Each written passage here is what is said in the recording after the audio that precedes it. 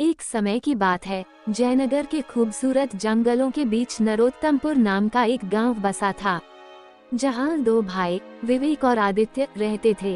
विवेक मेहनती और सीधा साधा किसान था, जबकि उसका छोटा भाई आदित्य आलसी और लालची था। विवेक और उसकी पत्नी मधु अपनी छोटी सी झोपड़ी में संतोष से रहते थे।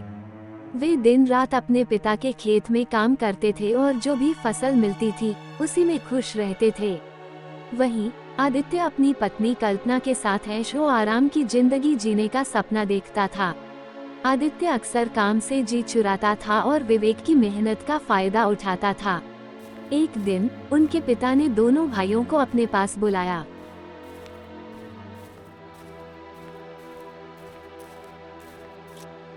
मेरे प्यारे बेटों, मेरा अंत समय निकट है। मेरे पास एक खेत है और एक घर। मैं चाहता हूं कि तुम दोनों इसे आपस में बराबर बांट लो, लेकिन याद रखना, ईमानदारी और मेहनत ही असली दौलत है। पिता की ये बातें सुनकर विवेक की आंखें नम हो गईं, जबकि आदित्य के मन में केवल संपत्ति का लालच था। पिता के निधन के बाद आदित्य ने विवेक के भोलेपन का फायदा उठाने का मन बनाया।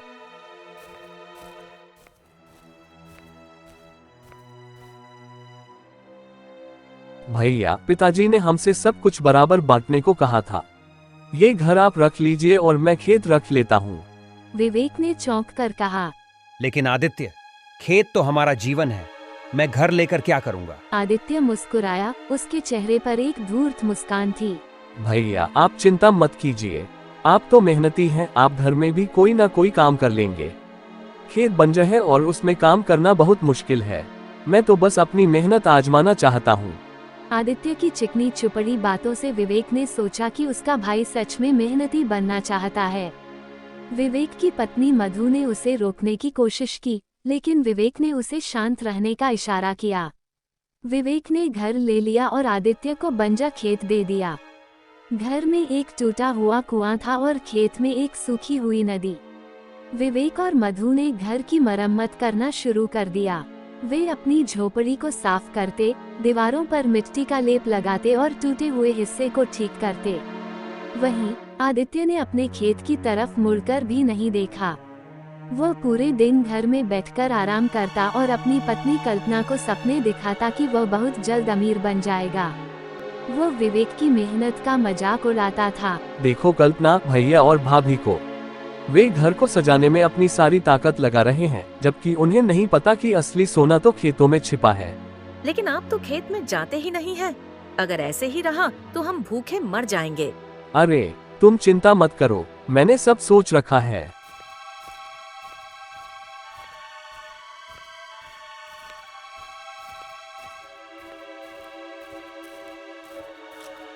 एक दिन विवेक ने नदी की सफाई करने का फैसला किया, क्योंकि उसमें बहुत गंदगी जमा हो गई थी।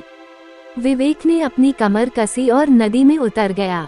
जैसे ही उसने नदी में हाथ डाला, उसे एक सुंदर सुनहरी मछली मिली। मछली की सुनहरी चमक से पूरा नदी रोशन हो गया। मछली इंसान की भाषा में बोली, विवेक, तुम बहुत ईमानदार और मेहनती हो।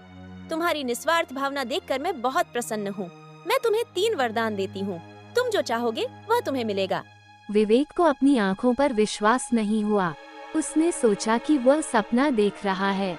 उसने झट से नदी से बाहर निकलने की कोशिश की, लेकिन मछली ने उसे रोक लिया। डरो मत विवेक, मैं तुम्हें कोई नुकसान नहीं पहुंचाऊंगी। अब तुम बताओ, तुम्हें क्या चाहिए?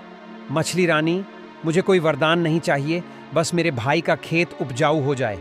विवेक की बात सुनकर मछली मुस्कुराई। तुमने अपनी खुशी से पहले अपने भाई की खुशी सोची।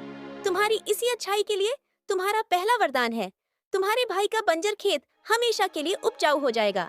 विवेक खुशी से झूम उठा। उसने मछली को धन्यवाद दिया और नदी से बाहर आ गया। उसने मधु को सारी बात बताई। मधु ने पहले तो विश्वास नहीं किया, लेकिन अगले ही दिन जो उसने देखा, उससे उसकी आंखें खुली रह गईं। आदित्य के बंजर खेत में हरी भरी फसलें लहलहा रही थीं।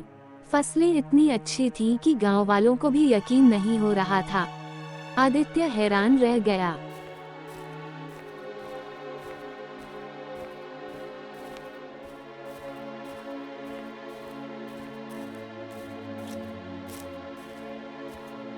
वह तुरंत अपने भाई के पास आया और पूछा। भैया, ये चमत्कार कैसे हुआ?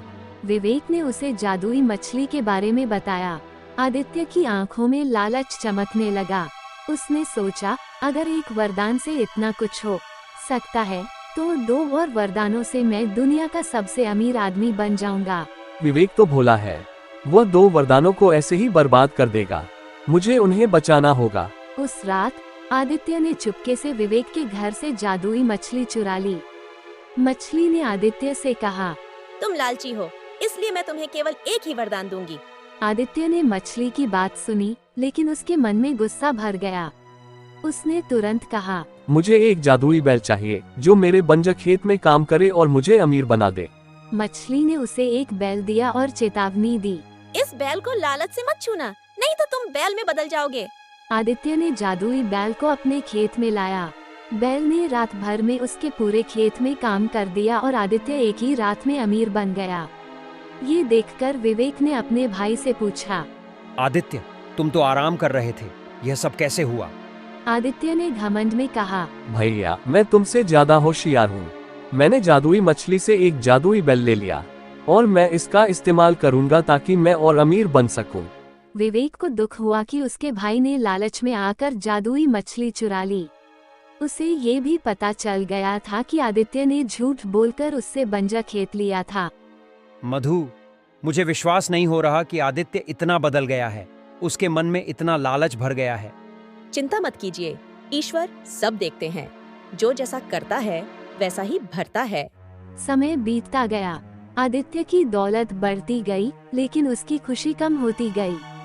उसका लालच इतना बढ़ गया था कि वह अपनी पत्नी कल्पना पर भी गुस्सा करने लगा था। कल्पना दुखी रहने लगी। एक दिन कल्पना अचानक बीमार पड़ गई। आदित्य उसे लेकर वैद्य के पास गया।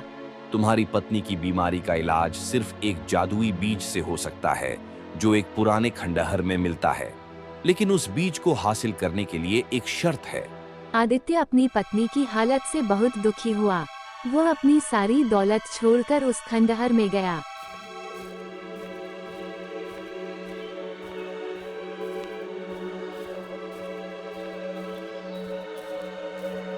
वहाँ उसे वही बैल मिला जो कभी उसकी मदद करता था। बैल अब उदास था और उसकी आंखों में आंसू थे। तुम लालची हो आदित्य, लेकिन तुम्हारी पत्नी के लिए मैं तुम्हें एक रास्ता दिखाता हूँ। बैल ने उसे एक जादुई पौधा दिखाया जिस पर 2 तरह के बीज थे, एक हीरे के बीज और एक साधारण बीज। अगर तुम हीरे के बीज बोओगे तो तुम दुनिया के सबसे अमीर आदमी बन जाओगे, लेकिन तुम्हारी पत्नी मर जाएगी। अगर तुम साधारण बीज बोओगे तो तुम्हारी पत्नी ठीक हो जाएगी, लेकिन तुम अपनी सारी दौलत खो दोगे। आदित्य गहरी सोच में पड़ गया। उसके सामने 2 रास्ते थे, दौलत या परिवार। वह सोचने लगा कि अगर कल्पना ही नहीं रहेगी तो इतनी दौलत का क्या फायदा। तभी विवेक वहां आ गया। उसने देखा कि उसका भाई दुविधा में है। आदित्य, पैसों से ज्यादा जरूरी तुम्हारा परिवार है। विवेक की बात सुनकर आदित्य की आंखें खुल गईं। उसने अपनी गलती मानी और साधारण बीज अपनी पत्नी को दे दिया। बीज खाते ही उसकी पत्नी ठीक हो गई।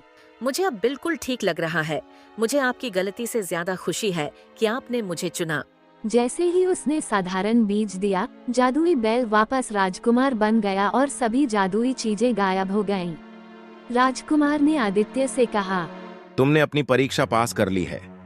तुमने धन से ज्यादा अपने परिवार को चुना। मैं तुम्हें श्राप से मुक्त करता हूँ। आदित्य ने अपने भाई विवेक से माफी मांगी और अपनी सारी दौलत त्याग दी। उसने अपने भाई को गले लगाया। विवेक ने भी अपने भाई को माफ कर दिया। आदित्य वापस एक सामान्य इंसान की तरह जीने लगा, लेकिन अब वह ईमानदारी और मेहनत की कीमत समझ चुका था।